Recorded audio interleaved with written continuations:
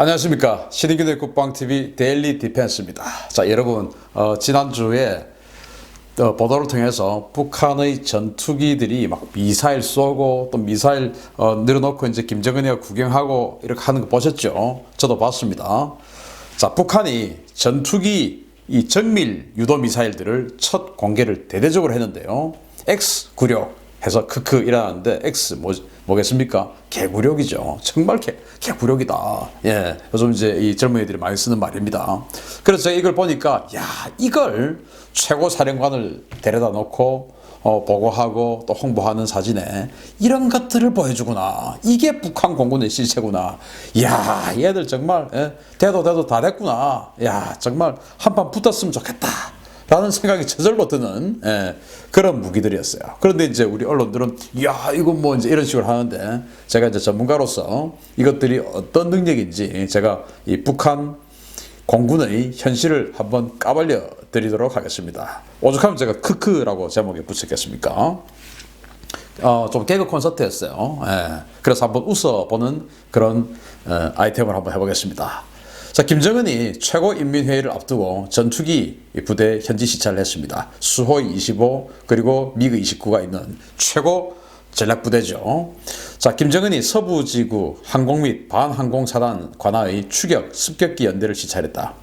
김정은은 이번 시찰에서 전투기들의 출격 준비 상태와 서부지구 영공 방어 임무 수행 정형을 파악한 뒤에 추격, 습격기 연대의 노고를 지하하고 공중 전투 훈련도 참관했다. 북한 전투기들은 김정은이 서 있는 지휘소 상공을 초저공으로 통과하기도 하고 공중 목표를 추격해 공대공 미사일을 발사하는 등 공중 전투 훈련도 실시했다. 라고 이제 우리 언론이 쫙 보도를 했는데, 자, 이 사진들과 영상 이런 걸 보면서 야, 참 기가 막히구나. 이제 그냥 이거는 뭐 공군도 아니구나. 라는 그런 생각이 들더라고요. 자, 저는 그렇게 생각이 들었는데 우리 언론들은 물론 저같이 이렇게 분석을 하진 않겠지만 보고는 깜짝 놀랐던 것 같아요. 왜 놀랐는지 모르겠어요. 뭐라고 했냐? 자, 우리 남한의 글로벌 호크 고고도 무인정찰기 인수 소식에 위협을 하고 싶었던 북한이다. 라고 이제 분석을 한 겁니다. 왜냐? 이제 글로벌 호크 고고도 무인정찰기 도입한다고 제가 이제 이 아보 브리핑에서 말씀드렸지 않습니까? 그랬더니 이제 즉시 이제 이런 행사를 했는데 그건 니들 글로벌 호크 격추시켜버릴 거야. 이 내용 아니겠습니까? 자, 그런데 여기 보시면 우리 언론이 이렇게 보도를 했어요. 김정은이 직접 공군 훈련을 지휘한 것은 우리 군이 도입하기로 한 글로벌 호크 정찰기 때문으로 풀이된다. 글로벌 호크 추가 인수 소식에 공중 목표 요격 훈련한 것이다. 왜냐, 이제 타겟이 소형 무인기였거든요. 그걸 이제 이 공대공 미사일로 발사해서 격추하는 그런 모습을 보여주었어요. 그래서 글로벌 호크 우리 격추시킬 거야. 이 모습인데 이제 이 격추 훈련을 했던 이 기체는 북한이 가지고 있는 가장 강력한 전투기인 미그 29A였습니다. 이 미그 29A 자료에 따라서는 어떤 데는 40대를 도입했다, 어떤 데는 36대 도입했다, 이렇게 하지만 설왕설래가 있지만 제가 알기로는 한 16대 정도 북한이 지금 보유하고 있는 그런 상황이고, 이제는 30년 돼서 노후됐고 부품 공급도 안 되고 해서 가동률이 완전 떨어져 있는 이런 무기고, 처음에 이게 도입이 됐을 때는 이 미그 29의 어떤 그 환상이 있어가지고 우리 큰일 났다라고 생각했는데 지금은 우리 F-16 이런 우리의 수적 주력 전투기에게도 상대가 안 되는 전투기인 것이 다 판명이 나 있죠. 자, 그러면서 이 북한의 전략 무기인 미그 29가 들고 나온 이 미사일들이 도대체 어떤 능력이냐? 지금 이렇게 쏘고 있는 폼나게 쏘고 있는 이 미사일은 도대체 어떤 능력이냐? 제가 한번 보여드리면 여러분들도 배꼽 빠지실 겁니다. 자, 글로벌 호크 타도를 외쳤지만 근처에도 못 가는 미사일입니다. 자, 이 미사일, 이건 이제 쏘았지 않습니까? 이게 R-60 아피드라고 하는 미사일인데요. 북한은 이 단거리 적외선 열추적 미사일을 이 아피드와 아처 두 가지를 가지고 있는데, 이번에 김정은이가 있는데도 불구하고 아처를 가져오지 않고 이 아피드를 가져온 거 보면 아처가 몇 발 없는가 봅니다. 재고가 몇 발 없나 봐요. 그래서 김정은이가 있음에도 불구하고 제일 좋은 미사일인 아처를 안 갖고 왔어요. 그리고는 이제 정말 초구형 미사일인 이 아피드를 가져왔는데, 이 아피드는 1974년부터 배치된 구소련의 단거리 공대공 미사일입니다. 적외선 추적 방식으로 사정거리는 8km, 최대 고달고도는 20km 이나, 센서 성능이 취약해서 글로벌 호크와 같은 기체를 락온하기 위해서는 0.5마일 즉 800m까지 접근해야 하며 발사 모기의 최대 작전 고도 상승이 필요합니다. 자, 글로벌 호크는 이제 20km 정도의 고도에서 작전을 하죠. 그런데 여기는 재원상으로는 20km까지 날아가고 사정거리 이제 이 20km는 위에서 밑으로 쐈을 때 20km라는 말인데 사실 이것도 이제 믿거나 말거나고 일반적인 이제 동고도에서의 사정거리 그것도 이제 고고도에서는 8km를 날아간다고 알려져 있는데 제가 알기로라는 말은 사실은 이라는 말입니다. 사실은 그거의 4분의 1도 안 된다. 그래서 2km 정도밖에 사정거리가 안 된다라는 겁니다. 이 아피드가. 그런데 또 그것을 뒤에서 잡으려면 꼬리를 잡으면 한 2km에서 꼬리를 잡으면 되는데 앞에서 쏘려고 하면은 한 800m까지 접근해야 돼요. 그런데 이제 또 위로 쏘려면은 또 중력을 거슬러서 위로 쏘려고 하면은 이게 또 못 올라가죠. 그래서 20km까지 전투기가 올라가 줘야 되는데 이 아피드를 가지고 우리 글로벌 호크를 공격하려고 하면은 문제는 미그 29가 20km까지 못 올라갑니다. 미그 29는 최대 59,000피트까지 올라간 기록이 있는데 그것도 완전히 클린 상태에서 오직 하늘 위로 올라가기 위해서 완전 무게 다 줄이고 그냥 수직으로 쫙 올라가서 59,000피트까지 올라간 적이 있는데 이게 이제 18.5km 정도 돼요. 20km까지 못 올라갔습니다. 여기서 미사일 쏴봐야 20km까지 못 올라가요. 아피드 쏘면. 그러니까 글로벌 호크 위협하면서 글로벌 호크 근처에도 못 가는 이 미사일들과 전투기를 보여준 거죠. 그런데 이거보다 더 좋은 전투기가 있냐? 없어요. 북한이 그렇습니다. 이제 이거 보여준 겁니다. 그래서 글로벌 호크를 위협하기 위한 이라는 분석은 틀린 겁니다. 자, 그러면서 이제 사진에 이렇게 나왔죠. 여기에서 보여준 이 알라모, R-27 알라모, 이게 미그 29의 히든카드예요. 북한이 가지고 있는 이 공대공 미사일, 바로 아까 보여드렸던 아피드, 2km 날아가죠. 그리고 이제 아처라고 하는 아주 성능 좋다라고 알려져 있는 아처. 정말 얼마 전까지만 해도 이 아처의 실체가 밝혀지기 전까지만 해도 서방 측 조종사, 우리 한국 조종사도 그렇고 공포의 미사일이었어요. 너무 성능이 좋아서.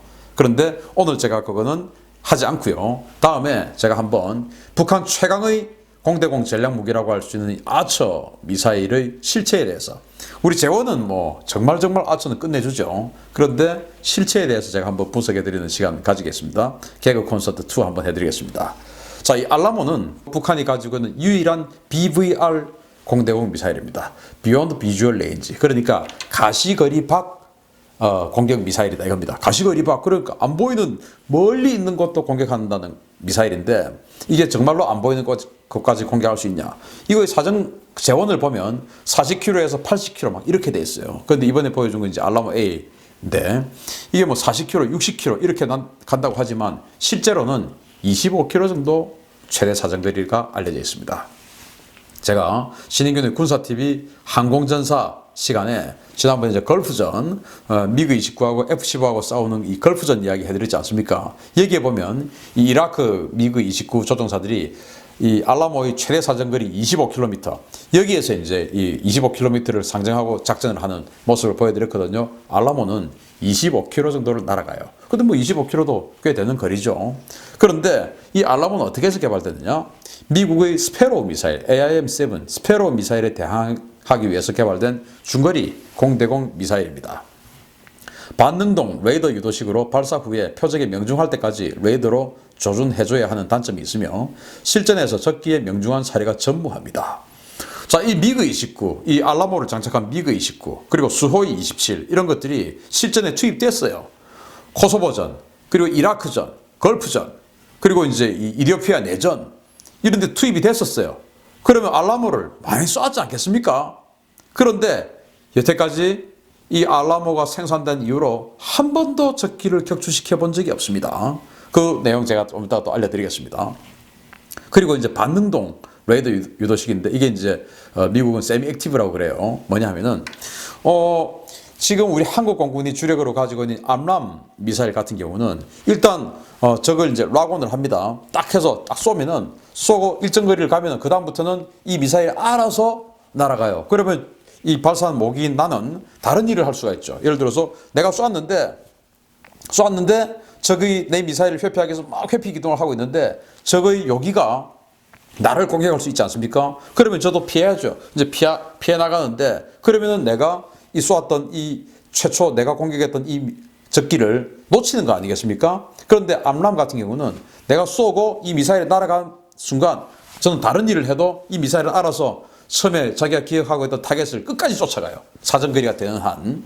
그게 이제 우리 한국 공군의 알람인데 이 알라모 그리고 한국 공군이 예전에 가지고 있었던 스페로우 이런 건 어떻게 하냐. 쐈습니다.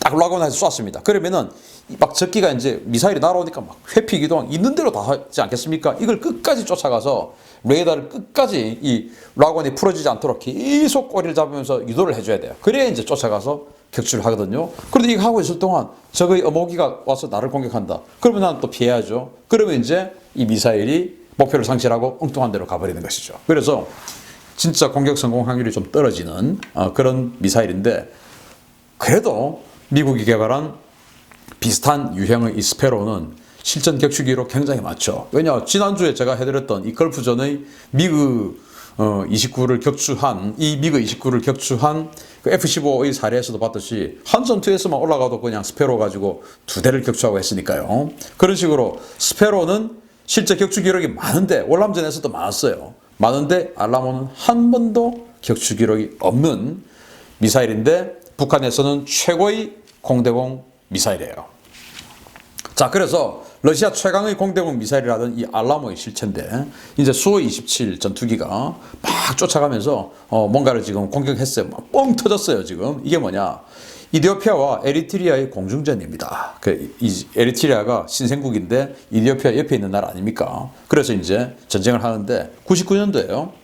이디오피아와 에리트리아 전쟁 중에 에디오피아 공군의 수호이 27과 에리트리아 공군의 미그 29 양측이 도합 24발의 알라모 미사일을 발사했으나 단 한 대의 적기도 격추하지 못했습니다. 비교적 먼 거리에서 폭발한 알라모의 파편에 미그 29 한 대가 맞았으나 이상 없이 복귀했습니다.